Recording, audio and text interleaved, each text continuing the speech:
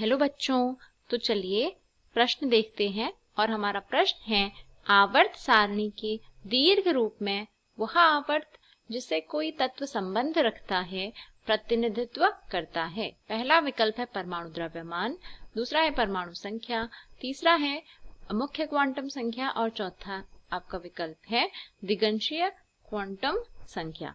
ठीक है, तो चलिए हम इस प्रश्न को हल करेंगे। और सबसे पहले इस प्रश्न की जो मुख्य अवधारणा है उसको नोट कर लेंगे। ठीक है, तो ये जो प्रश्न है यह तत्वों के वर्गीकरण से है। तो हम यहाँ पर इसकी मुख्य अवधारणा में लिख लेते हैं तत्वों का वर्गीकरण, यानी कि क्लासिफिकेशन ऑफ एलिमेंट्स। ठीक है, जो भी तत्व हम पढ़ते हैं आवर्त सारणी में उन तत्वों का वर्गीकरण। ठीक है, अब देखिए इसमें हमें प्रश्न पूछा गया था कि आवर्त सारणी में वह आवर्त जिससे कोई तत्व संबंध रखता है इसे क्या कहते हैं। ठीक है, इसका हमें प्रश्न का पहले अर्थ समझना पड़ेगा। प्रश्न में यह कहा गया है कि किसी भी तत्व की जो आवर्त की संख्या होती है, ठीक है, यानी वह तत्व किस आवर्त में रहता है, किस आवर्त में उसे आवर्त सारणी के अंतर्गत रखा गया है, यह इन सभी विकल्पों में से किससे बताया जाता है। जैसे उदाहरण के लिए मान लीजिए मैंने यहाँ पर ले लिया सोडियम का एग्जाम्पल। ठीक है, तो सोडियम जो होता है इसको हम Na से डिनोट करते हैं और इसका परमाणु क्रमांक होता है 11। ठीक है, तो सोडियम की अगर हम बात करते हैं तो यह तीसरे आवर्त में इसे रखा गया है। ठीक है, इसे कौन सा आवर्त में रखा गया है, इसे रखा गया है तीसरे आवर्त में।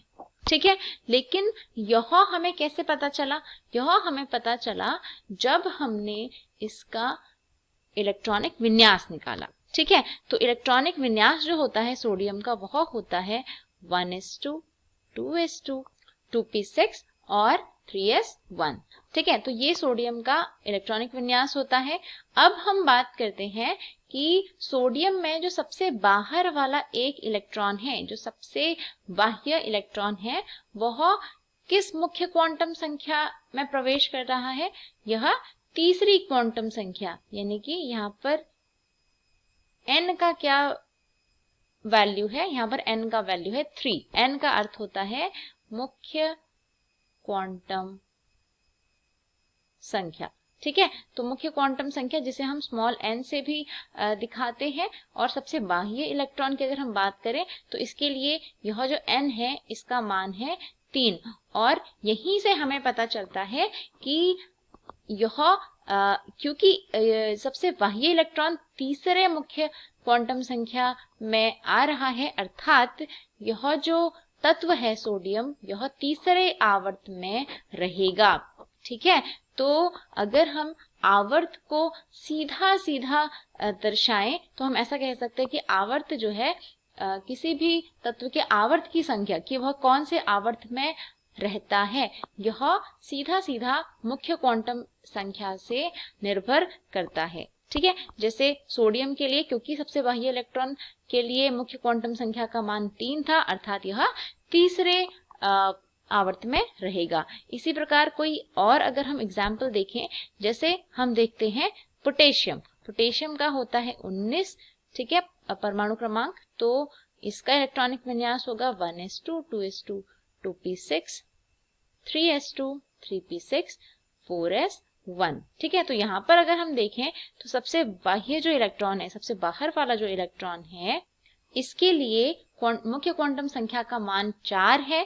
ठीक है, यहाँ पे n का मान 4 है सबसे बाहरी इलेक्ट्रॉन के लिए, इसीलिए यह जो हमारा तत्व है पोटेशियम यह चौथे आवर्त में रहता है। ठीक है, तो अर्थात अगर हमें यह बताना है कि कौन सा तत्व किस आवर्त में रहेगा तो हमें उसका इस प्रकार इलेक्ट्रॉनिक विन्यास निकालना पड़ता है और पता लगाना पड़ता है कि संयोजी इलेक्ट्रॉन यानी सबसे बाहरी जो इलेक्ट्रॉन है वह किस मुख्य क्वांटम संख्या उसके लिए मुख्य क्वांटम संख्या का मान कितना है और वही उसके आवर्त की संख्या भी होती है। अर्थात आवर्त जो है यह मुख्य क्वांटम संख्या से सीधा सीधा संबंधित है।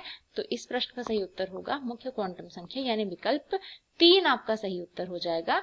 बाकी जो विकल्प हैं यानी विकल्प ए, बी और डी जो है ये इस प्रश्न के उत्तर नहीं होंगे। ठीक है, अर्थात जो सही उत्तर होगा इस प्रश्न का वह हो जाएगा विकल्प नंबर सी। ठीक है, तो मैं आशा करती हूँ कि आपको यह प्रश्न का उत्तर समझ आया होगा। धन्यवाद।